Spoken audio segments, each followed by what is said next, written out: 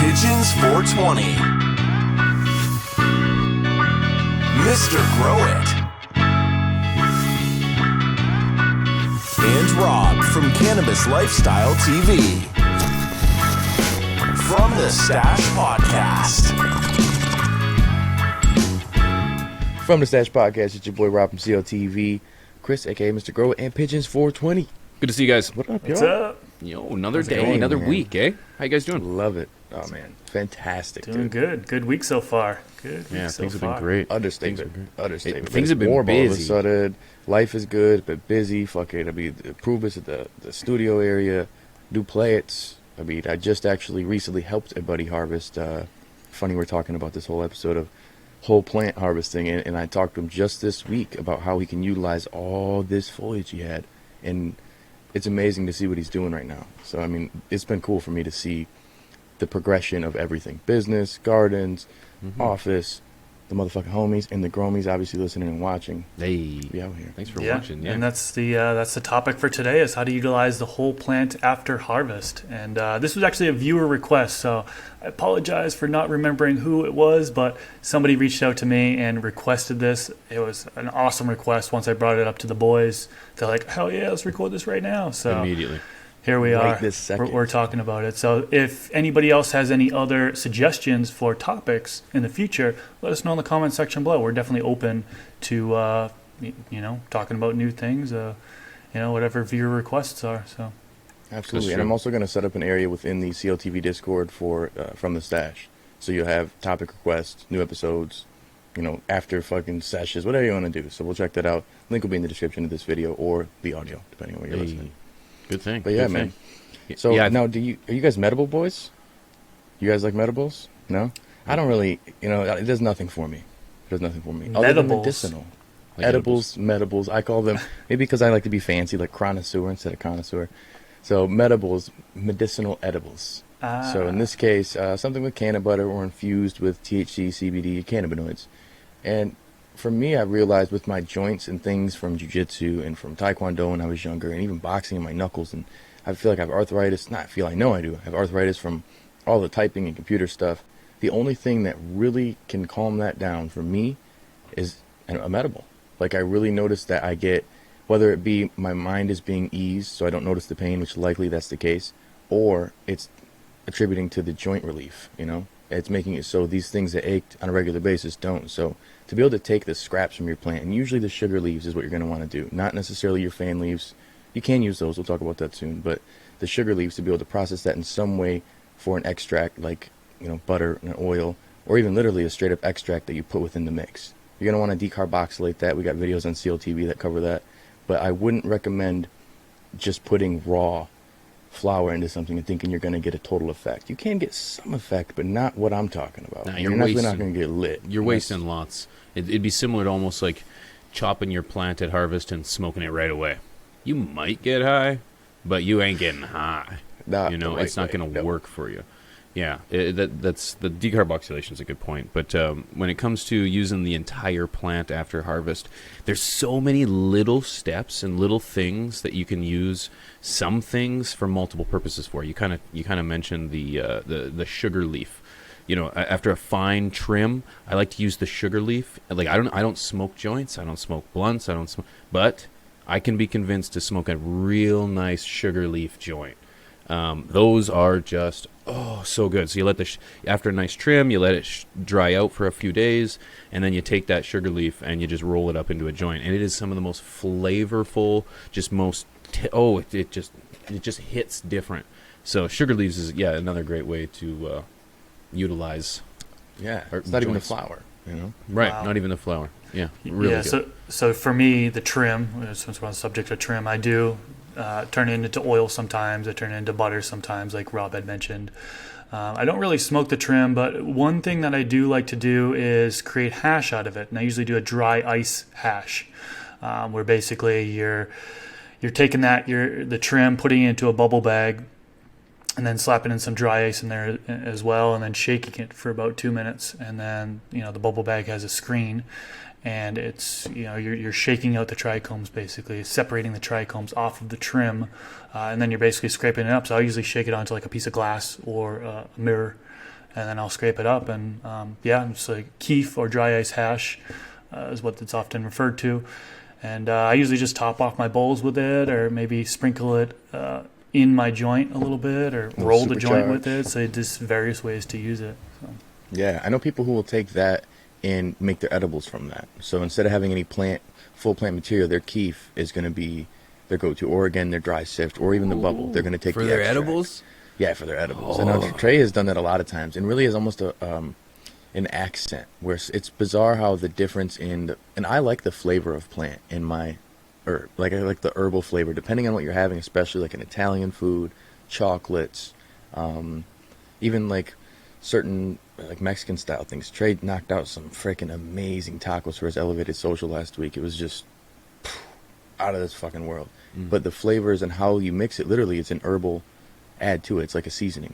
So depending on the cultivar and the terpenes, he'll even add terpenes. So extracted terpenes, which that you got to have the science to do that. That's beyond us. We're more bro science guys here, at least when it comes to terpene extraction. Maybe not us, me and P. I'll speak for P. I don't know. I don't fucking clue about any of that shit. But pairing stuff up is the key when you're doing things with the medical side, in my opinion. But you can also do the same thing when it comes to the keef with a different flower, supercharging a joint. Now, headbanger keef, yes, take your shots. I know everybody's like, oh, Rob's going to talk about headbanger.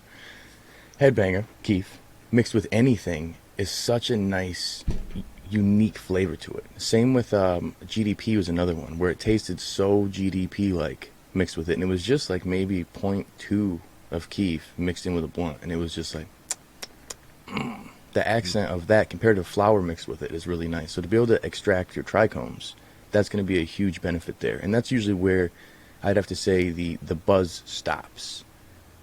After trichomes, there's not much to extract that's going to give you a buzz. But does that mean now you can't utilize the rest of that plant? There's a lot still left to utilize in that plant.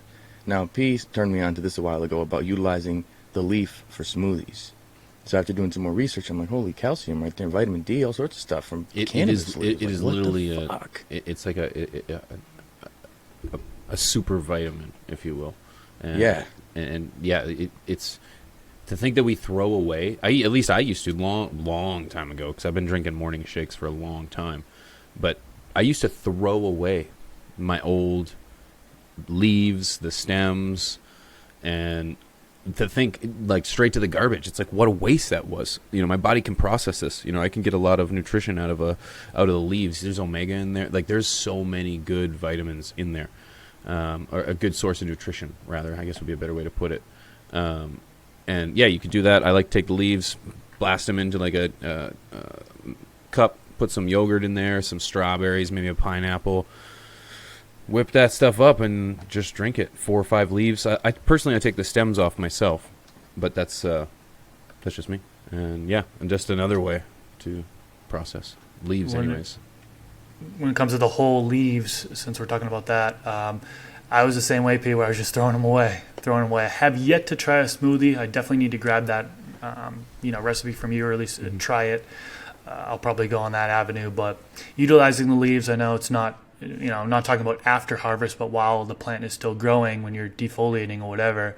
Yeah, you can do cutting up those leaves into real small pieces, and then actually putting them into your medium as well. Now, this is going to be more ideal for organics, microbes to break it down. If you have worms in there, they love that. They'll eat them.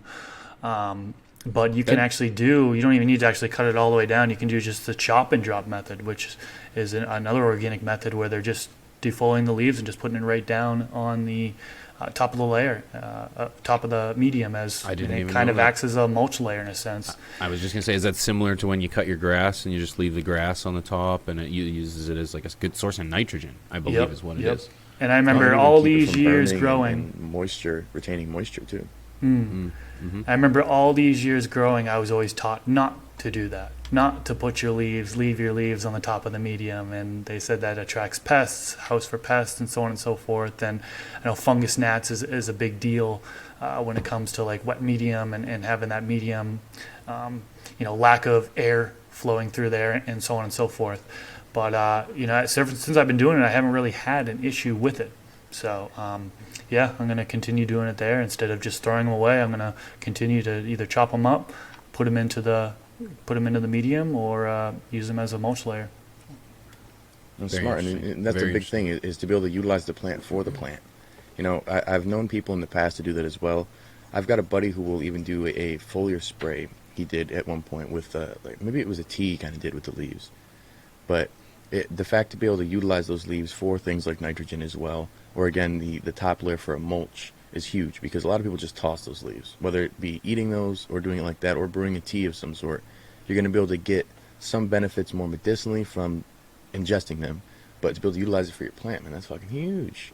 Right. I think people underestimate how beneficial that plant can be. I know a guy who actually uses his stalks from his big plants as like bamboo sticks for his other plants. He lets them dry out thoroughly.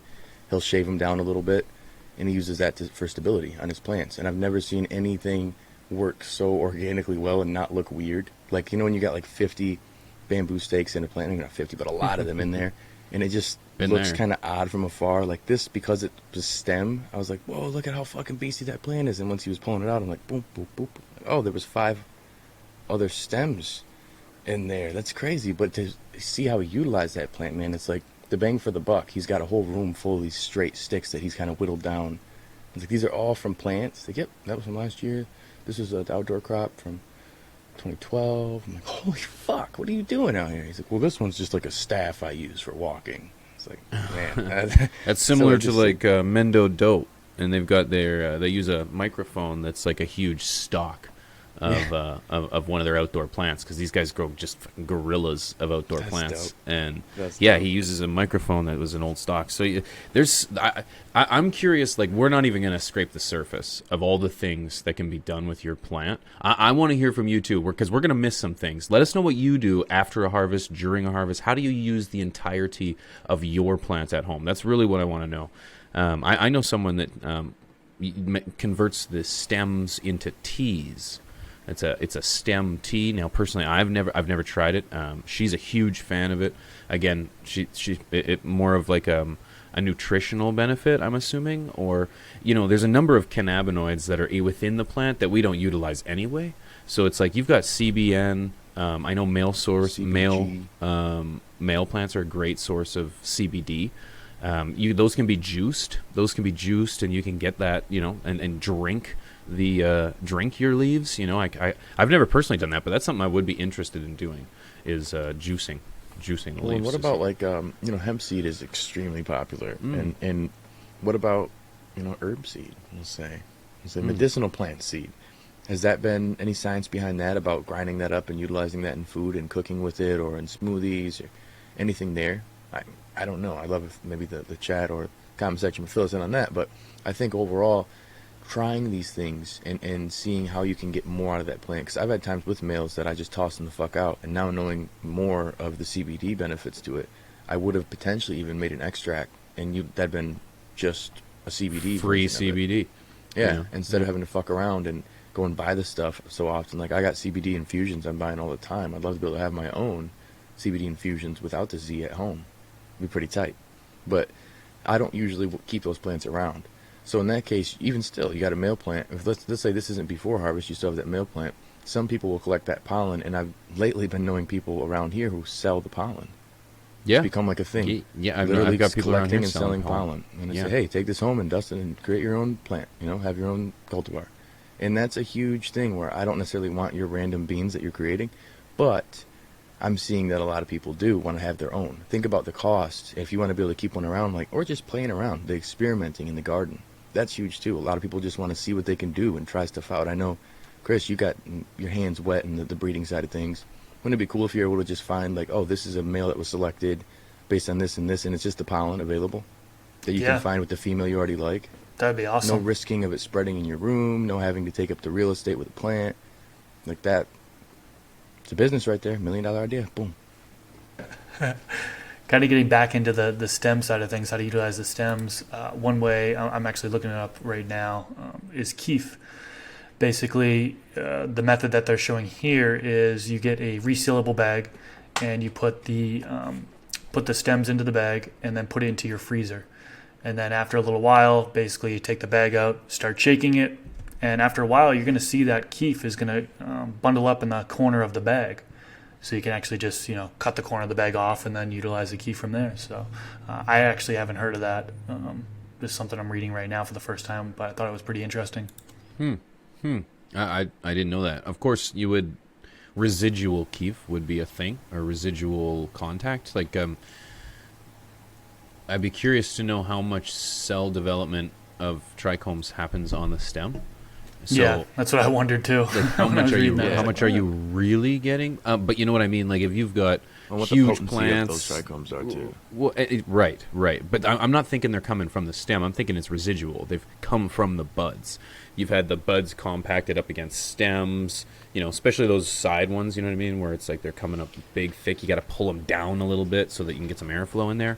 I could see where some would come off, but depending on the cultivar though. If maybe not ROI. your stalk, but your stem. So if you strip your plant off and there's still like maybe a decent portion, you get some out of that. Yeah, I would see that. But like, I know people who will take stem like that. They'll take decent fan leaf and they'll take everything else, but it's frozen immediately, fresh frozen, and then they're going to wash that, or they're going to blast that, or they're going to press it all. Oh, that's what I do. Everything. That's what the only thing they don't press is straight up no. And see, these stems, they've like ground up, or I don't know what the fuck it is, but like they're literally going to just go through the process of extracting everything. And they usually don't see the best final product, but these people aren't going to dispos. They're not going to the streets to get rid of it. It's for themselves. Right. They want to have the most, the best ROI from the plant that they have, but they also just grow a few plants only for that. Like a guy I know who grows grease monkey from Exotic Genetics, and the whole plant is just trichomes. It's fucking all it is. Like the stalks, everything, all the way out to like at least the middle of a fan leaf. There's trichomes, like fat, thick, gobbed up trichomes. It's insane. And for that one in particular, he can utilize like 80% of that plant, which is just nuts to see. But I don't personally like the cultivar, so I wouldn't grow that.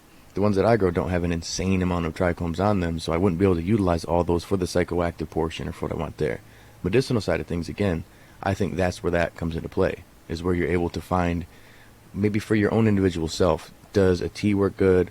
Does the extract, like you could even do a balm, like balms or a salve or something like that, using some of these real tight stems and, not the full fan leaves, but things that have a little bit of trichomes on them, stuff that you wouldn't necessarily smoke or use into something for an extract for wax or, shad or anything like that. But I've also seen, like I said, pressing of these things, the full plant, fresh, frozen, pressing that plant or washing it. And there still is a lot of fan leaf that is like not trichomed out, and nothing's going to be stripped off of there, but it's still, I guess, being utilized. They're using every portion that you can get from the plant. Do you guys ever do anything like that, the whole plant, or do you just take off like larvae buds and scraggly shit and then throw like the if I'm blasting, it's everything except for the big fan leaves and the stems. Separate the buds from the stems, remove the fan leaves, but then after that, everything else gets blasted. Primarily, and I'll separate it though. I'll separate my good, like the preem buds, the tops. That'll get blasted separately. I typically have separate containers. I'm kind of anal about it, but that's generally the same idea. But I just don't see, personally, and maybe it's because I haven't tried it, I just personally don't see the ROI on blasting my stems. It's like you'd have to really chop them up. And depending on where they are, I don't see any trichomes coming off of that. But hey, this is it. I know people when they eat their meat, they eat the entire piece of steak. They don't cut even the fat off, yeah. right? So I remove that fat. Power to. I eat sometimes. Chris, if I'm real drunk, maybe. Another way to utilize the stems are arts and crafts. Now you may laugh at that, but you can actually use the them leaves too. I've seen some awesome like leaf art where they've waxed the leaf and like it was of all the different times they've grown, and you could see the fade of the leaf. It's like somebody took the progression. I forgot. I had a buddy in the 420 Growers Club who did that, and he literally documented the progression of the leaf from baby, took one piece off, defoliing little by little, and it's like a life cycle of it. It's dope. I've had some real small plants, and then just cutting at the stalk, and then when I harvest, I'm cutting the branches off individually and then trimming them and whatever. But that stalk with those branches coming up, I was like, what can I do with this? I'm like, maybe turn this into a necklace, so have like a stem hanging down off a necklace, and that would be pretty cool. I never did it, but I thought that would be pretty cool. But yeah, you can definitely, whatever your creative mind can think about, to use these stems for.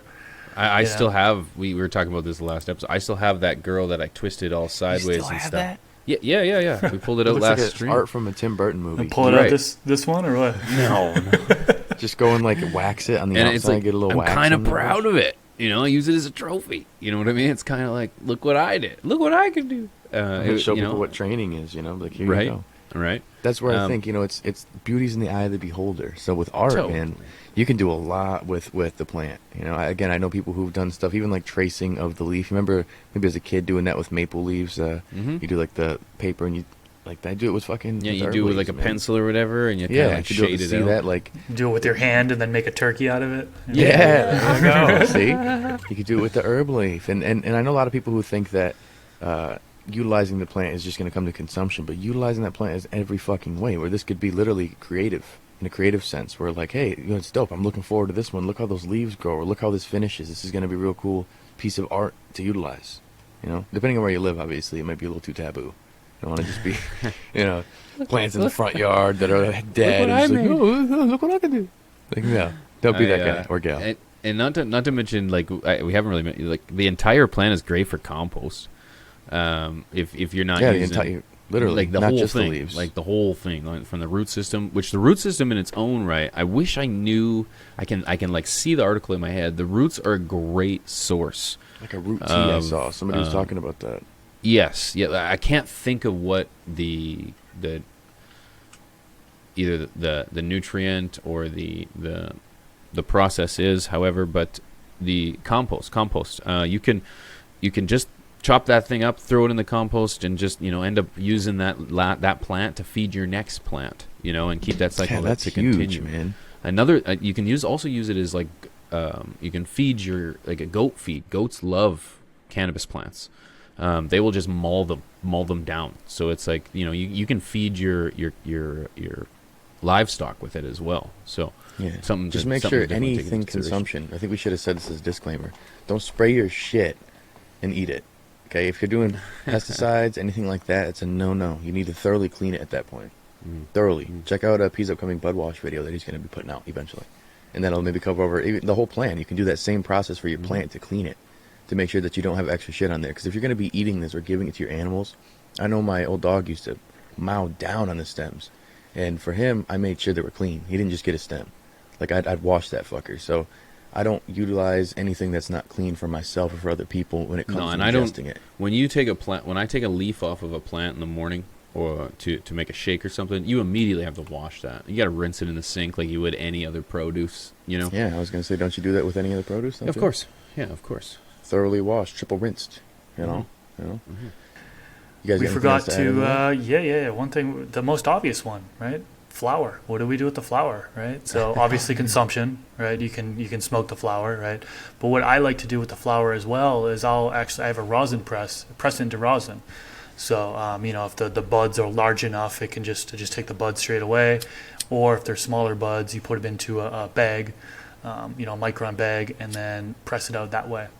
So a couple ways to utilize the actual flour, or you can also decarb it, turn it into edibles, oil, do all that same stuff with the flour as well.